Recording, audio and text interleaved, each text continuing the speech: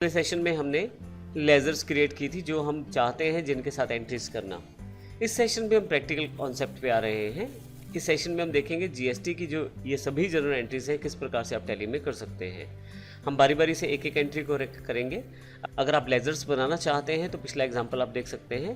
तो आइए शुरू करते हैं हम इन एंट्रीज को बारी बारी से करना। जो टैली मैं प्रयोग कर रहा हूँ इस एग्जाम्पल में वह एजुकेशनल मोड है और इसको किस प्रकार से डाउनलोड करना है ये जानकारी पिछले सेशंस में दे चुका हूँ। अब यहाँ पे सबसे पहली एंट्री हम करेंगे पहली तारीख एक साथ। अब ध्यान रखिएगा जीएसटी का जो प्रोविज़न स्टार्ट हुआ है वो 1 जुलाई से हुआ है, तो एक साथ की सभी एंट्रीज़ या एक साथ के बाद की सभी एंट्रीज़ ही जीएसटी में कवर हो पाएंगी और टैली भी उन्हीं के ऊपर एक साथ के बाद ही कैलकुलेशन दिखा पाएगा जीएसटी की जो एंट्रीज़ आप एक साथ के बाद इंक्लूड करते हैं। तो सबसे पहली एंट्री मेरे पास एक साथ की है, कैपिटल इन्वेस्ट की गई है बिट्स कंप्यूटर द्वारा कैश में 10,000 रुपये। तो इसकी एंट्री कर लेता हूँ मैं। इसके लिए सबसे पहले मुझे अकाउंटिंग वाउचर्स पे जाना है एंट्री करने के लिए।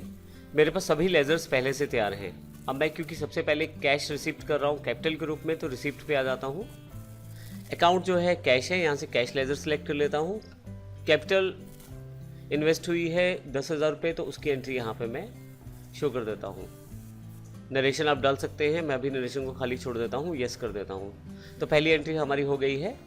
नेक्स्ट जो एंट्री हमारे पास उपलब्ध है bank balance IDBI bank account में, वो हमने पहले से लेज़र में सेट कर दिया था 1,50,000 रुपये जो हमने लेज़र बनाई थी। मैं आपको ये दिखा देता हूँ। यदि आप यहाँ पे अकाउंट्स इन्फो पे चले जाएं, लेज़र्स पे चले जाएं और डिस्प्ले पे चले जाएं तो यहाँ से मैं आपको आईडीबीआई बैंक का बैलेंस दिखा देता हूँ। 1,50,000 रुपये डेबिट बैलेंस है जो पहले से हमने जब अकाउंट बना रहे थे तभी एंटर कर दिया था। अगली एंट्रीज करने से पहले मैं आपको सभी अकाउंट्स एक बार दिखा देता हूँ यहाँ पे। अब लेज़र्स पे जाकर अगर डिस्प्ले पे चले जाएं तो अभी इस समय मेरे सभी लेज़र्स यहाँ पे उपलब्ध हैं। कैपिटल अकाउंट है जिसको हमने अभी देखा, कैश पहले से बना हुआ है। इसके अलावा मैंने कुछ अकाउंट्स और भी बना रखे हैं जैसे क्रिएटिव कंप्यूटर है, सीटेक कंप्यूटर है, the people, drone, GST, payable discuss करेंगे थोड़ी देर में कि किस प्रकार से इसका प्रयोग करना है। बैंक अकाउंट है। इसके अलावा जो सबसे इंपॉर्टेंट पार्ट है जो पिछले एग्जाम्पल से अलग है क्योंकि हमने इनपुट आउटपुट टैक्स को तो पिछले एग्जाम्पल में भी किया था, फ़र्क ये है कि इस बार हम परचेज पे दिए जाने वाले सभी टैक्स जो जीएसटी टैक्सेस हैं परचेज पे दिए जाने वाले उनको इनपुट लेजर्स में स्टोर करने वाले हैं। इसके लिए हमने इनपुट सीजीएसटी, इनपुट आईजीएसटी और इनपुट एसजीएसटी अकाउंट्स बना रखे हैं। इसी तरह से सेल्स में जो टैक्स हम लेने वाले हैं वो सभी आउटपुट जीएसटी लेजर्स में स्टोर किए हैं। Output CGST, output IGST, output SGST. ये मैं आपको इसलिए यहाँ पे बता रहा हूँ ताकि एंट्री करते समय आप इस चीज़ों को समझ के चलें। जब हम अपने राज्य से कुछ परचेज करेंगे या इंट्रा परचेज करेंगे तो उस केस में हमें जीएसटी देना पड़ेगा और वह इनपुट सीजीएसटी और इनपुट एसजीएसटी के नाम से स्टोर करेंगे। दोनों, अगर मेरा प्रोडक्ट 18% का है तो दोनों 2% में बढ़ जाएंगे। अगर टैक्स 28% का है तो 14% में बढ़ जाएंगे। और इसी तरह से हमारे पास यदि हम सेल्स करते हैं जो इंट्रा सेल्स हो अपने राज्य में तो हम जीएसटी को आउटपुट सीजीएसटी और आउटपुट एसजीएसटी में स्टोर करेंगे।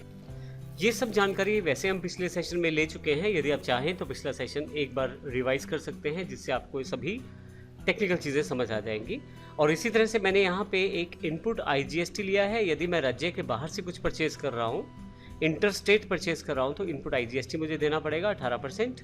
और यदि मैं राज्य के बाहर कुछ सेल्स कर रहा हूँ तो आउटपुट आईजीएसटी मुझे चार्ज करना पड़ेगा। तो अल्टीमेटली अगर आप अपने राज्य से कुछ परचेज करते हैं तो सीजीएसटी और एसजीएसटी के रूप में टोटल टैक्स 18%, जीएसटी के रूप में।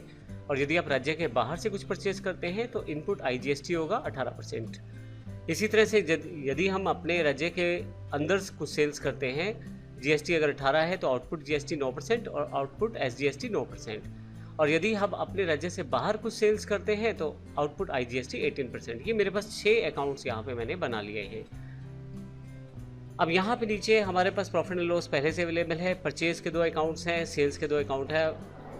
अब हम देखेंगे इन सब में एंट्रीज किस प्रकार से करनी है। तो आइए शुरू करते हैं। सबसे पहले पहली एंट्री जो परचेज से रिलेटेड है।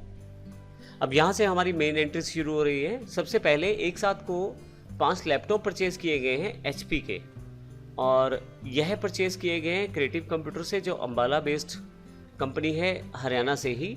तो इसका मतलब ये जो परचेज होने वाली है ये इंट्रा स्टेट परचेज है अर्थात अपने ही राज्य में परचेज है। तो इस कारण से इस पे हमारे पास जो जीएसटी लगेगा वो सीजीएसटी और एसजीएसटी के रूप में लगेगा लैपटॉप पे 18% टैक्स है, तो यहाँ हरियाणा में मैंने जो लैपटॉप खरीदे हैं 5, 10,000 रुपये प्रति लैपटॉप के हिसाब से खरीदा है, तो टोटल बैठते हैं 50,000 रुपये। मैंने बताया कि जीएसटी जो है 18% है इस पर, CGST जिसमें 9% और SGST 9%, तो 4500 रुपये मैंने GST बॉक्स में दिखाए हैं और 4500 ही मैंने SGST, दोनों इनपुट है। 4500 मेरे पास यहाँ मैंने दिए हैं और 4500 मैंने यहाँ SGST के रूप में, टैक्स के रूप में दिए हैं, तो 50,000 की टोटल अमाउंट है। आइए इसकी एंट्री करके देखते हैं। सबसे पहले इसके लिए सबसे पहले मैं अकाउंटिंग वाउचर्स पे चला जाता हूँ। यहाँ पे क्योंकि परचेज है तो परचेज सेलेक्ट कर लेता हूँ। यहाँ पे मैं यह परचेज का बिल्कुल सिंपल एग्जांपल हम करने जा रहे हैं। आने वाले सेशन में हम एडवांस एग्जांपल्स को भी देखने वाले हैं। परचेज अलग अलग तरह से, जैसे कि डिस्काउंट के साथ, विदाउट डिस्काउंट, या जो हमारे पास परचेज एडवांस परचेज रहेगी, या परचेज स्टॉक के साथ है, विदाउट स्टॉक है, सर्विसेज की परचेज है, ये सब हम आने वाले सेशंस में देखने वाले हैं। अभी हम बेसिक जानकारी दे रहे हैं ताकि एक बार कॉन्सेप्ट क्लियर हो जाए जीएसटी का। तो आइए सबसे पहले पहली एंट्री है जो परचेज की 2 एंट्रीज मुझे करनी है। दोनों 1 तारीख की एंट्रीज हैं और 5 लैपटॉप मैंने परचेज किए हैं HP के क्रिएटिव कंप्यूटर अम्बाला से 10,000 रुपये प्रति लैपटॉप के हिसाब से। इस पर मुझे जो GST चार्ज हुआ है 18%, इसमें CGST 9%, SGST 9%।